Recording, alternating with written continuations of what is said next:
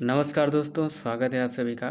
तो आज हम पेपर देखने जा रहे हैं जीएस 3 का, जो कि 2022 मेंस का है, ठीक है। तो चर्चा कर लेते हैं कि क्या पैटर्न रहा और पिछले सालों के मुकाबले ये ज़्यादा कठिन है या वैसा ही है या ईजी है, ठीक है। तो पहले क्वेश्चन पे हम चलते हैं।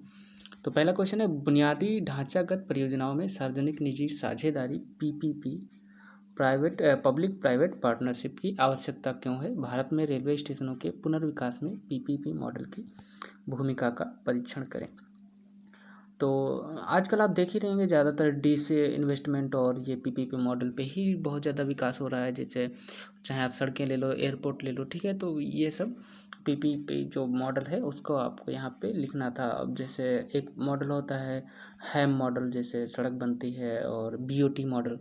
तो कई सारे मॉडल हैं, तो आप इसको लिख सकते हैं यहाँ पे, ठीक है। दूसरा क्वेश्चन है, क्या बाजार अर्थव्यवस्था के अंतर्गत समावेशी विकास संभव है? भारत में आर्थिक विकास की प्राप्ति के लिए वित्तीय समावेश के महत्व का उल्लेख कीजिए, ठीक है। तो आप इसको ये भी बताना है कि समावेशी विकास कैसे हो सकता है बाजार अर्थव्यवस्था में, क्योंकि पूंजीवादी जो अर्थव्यवस्था है उसमें आप सभी का कल्याण कैसे कर सकते हैं, ठीक है। तीसरा सवाल है, भारत में सार्वजनिक वितरण प्रणाली पीडीएस की प्रमुख चुनौतियाँ क्या हैं? इसे किस प्रकार प्रभावी तथा पारदर्शी बनाया जा सकता है, ठीक है। तो पीडीएस में जैसे बहुत सारी समस्याएं हो सकती हैं। जैसे एक बायोमेट्रिक जो है, इससे कहीं कहीं नेटवर्क नहीं आता, कहीं एरिया ऐसा है जहाँ पे दिक्कतें होती हैं, तो आप इसको यहाँ पे लिख सकते हैं, ठीक है। और देश में आयु संभाविता में आयु वृद्धि से समाज में नई स्वास्थ्य चुनौतियाँ खड़ी हो गई हैं।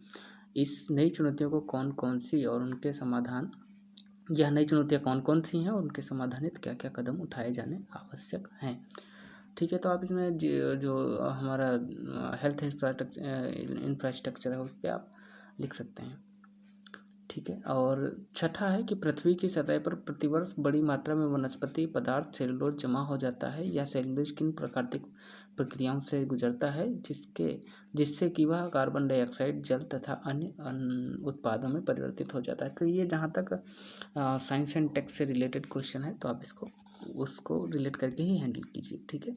और सातवां क्वेश्चन है, इसके निर्माण प्रभाव और समन को महत्व देते हुए फोटोकेमिकल स्मोक की विस्तारपूर्वक चर्चा कीजिए।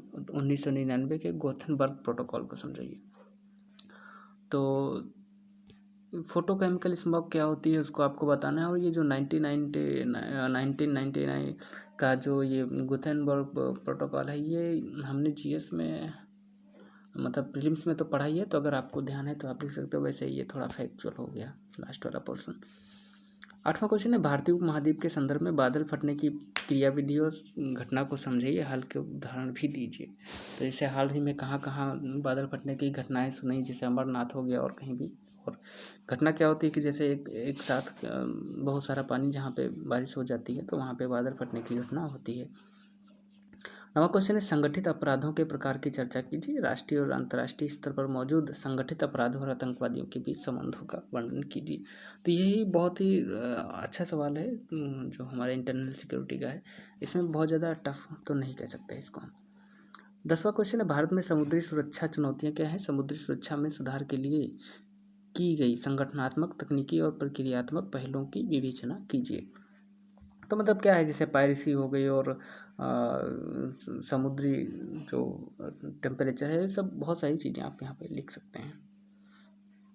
जो हमारा सोमालियन जो पायरेट्स मिल जाते हैं, या फिर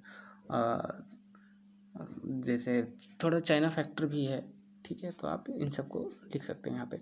हाल के दिनों का आर्थिक विकास श्रम उत्पादकता में वृद्धि के कारण संभव हुआ है, इस कथन को समझाइए।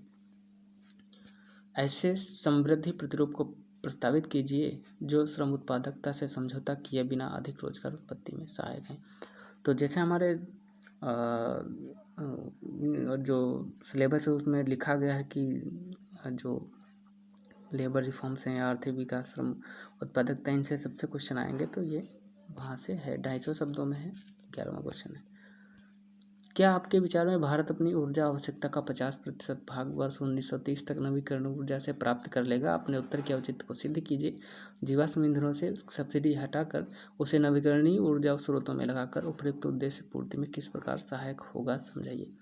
तो ये जो हमारा मोदी जी ने ग्लासगो सम्मेलन में जो है कहा है कि 2030 तक हम ऐसा करेंगे, तो उस पर ये सवाल है, ठीक है। तो आप उसको वहाँ से भी लिंक करके लिखें।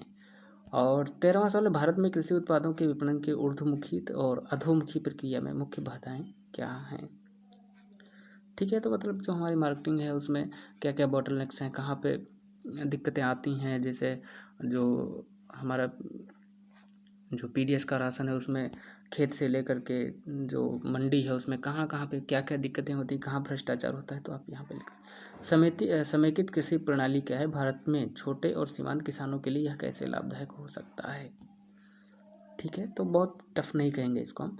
25 दिसंबर 2021 को छोड़ा गया जेम्स वेब टेलीस्कोप तभी से अखबारों में बना हुआ है। उसमें ऐसी कौन कौन सी अनन्य विशेषताएं हैं जो उससे पहले के अंतरिक्ष टेलीस्कोपों से श्रेष्ठ बनाती हैं, इस मिशन के मुख्य ध्येय क्या है, मानव जाति के लिए इसके क्या संभावित लाभ हो सकते हैं। तो ये बहुत दिन से ये चल ही रहा था अखबारों में, जैसे जेम्स वेब टेलीस्कोप कि उसने ये तस्वीरें भेजी, ऐसा किया वैसा किया, तो ये सवाल तो बनता ही था, तो सवाल ये आया भी है। अब वैक्सीन विकास का आधारभूत सिद्धांत क्या है, वैक्सीन कैसे कार्य करता है, कोविड-19 टीकों के निर्माण हेतु भारतीय वैक्सीन निर्माताओं ने क्या क्या पद्धतियाँ अपनाई है। तो आप ये तो करीब 2 साल से चल ही रहा है कि इसमें क्या क्या किया जाता है। कुछ में जैसे वायरस का थोड़ा अंश मरे हुए वायरस का डाला जाता है, कुछ कुछ होता है, तो आप उसको लिख सकते। अभी एक नजल वैक्सीन बनाई गई है, तो ये आप उसको लिख सकते हैं आराम से। 17वां क्वेश्चन है, ग्लोबल वार्मिंग की चर्चा कीजिए और वैश्विक जलवायु पर इसके प्रभावों का उल्लेख कीजिए। क्योटो प्रोटोकॉल 1997 के आलोक में ग्लोबल वार्मिंग का कारण बनने वाली ग्रीन हाउस गैसों के स्तर को कम करने के लिए नियंत्रण उपायों को समझाइए। तो जैसे ग्लोबल वार्मिंग अभी आप देख रहे थे कि गर्मियों के महीने में जो यूरोप में है, स्पेन वगैरह के जंगलों में वहाँ पे आग लग रही थी, तो आप वहाँ से रिलेट करके आप भारत को भी आप समेट करके लिख सकते हैं यहाँ पे। 18वां क्वेश्चन है, भारत में तटीय अपर्दन के कारणों एवं प्रभावों को समझाइए। खतरे का मुकाबला करने के लिए उपलब्ध तटीय प्रबंधन तकनीकें क्या हैं, तो ये हमारा डिजास्टर से है, ठीक है। अच्छा सवाल है, मतलब बहुत इसमें सोचना नहीं पड़ेगा, आपके पास बहुत ज़्यादा कंटेंट होगा इसके पास इसको लिखने के लिए। 1944 साइबर सुरक्षा के विभिन्न तत्व क्या हैं, साइबर सुरक्षा की चुनौतियों को ध्यान में रखते हुए समीक्षा कीजिए कि भारत ने किस हद तक एक व्यापक राष्ट्रीय साइबर सुरक्षा रणनीति सफलतापूर्वक विकसित की है। तो साइबर सुरक्षा एक बहुत बड़ा थ्रेट है, ठीक है, सबके लिए।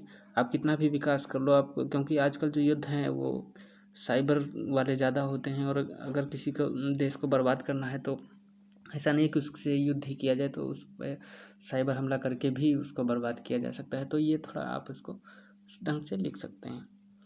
नक्सलवाद एक सामाजिक, आर्थिक और विकासात्मक मुद्दा है और जो एक हिंसक आंतरिक सुरक्षा खतरे के रूप में प्रकट होता है। इस संदर्भ में उभरते हुए मुद्दों की चर्चा कीजिए और नस्लवाद के खतरे से निपटने की बहुस्तरीय रणनीति का सुझाव दीजिए। तो नक्सलवाद क्या है और उसका समाज पे क्या असर पड़ रहा है, ठीक है, तो आप इसको लिख सकते हैं। मतलब ये सवाल ऐसा नहीं कि आप इसको मतलब ना ही समझ पाएँ और ना ही लिख पाएँ कुछ, तो बहुत मुद्दे हैं हमारे पास लिखने के लिए। बड़ा क्वेश्चन है तो आप इसको आराम से लिख सकते हैं। बस दिक्कत क्या होती है मेंस में कि हमारे पास टाइम कम पड़ जाता है, ठीक है। तो कैसा लगा वीडियो, अगर अच्छा लगा तो लाइक करें, और अगला वीडियो जो होगा एथिक्स पेपर 4 उसको भी हम लेकर के आएंगे, ठीक है। तो कमेंट बॉक्स में लिखना कि वीडियो कैसा लगा, ठीक है। तो मिलते हैं अगले वीडियो में। Thanks for watching this video.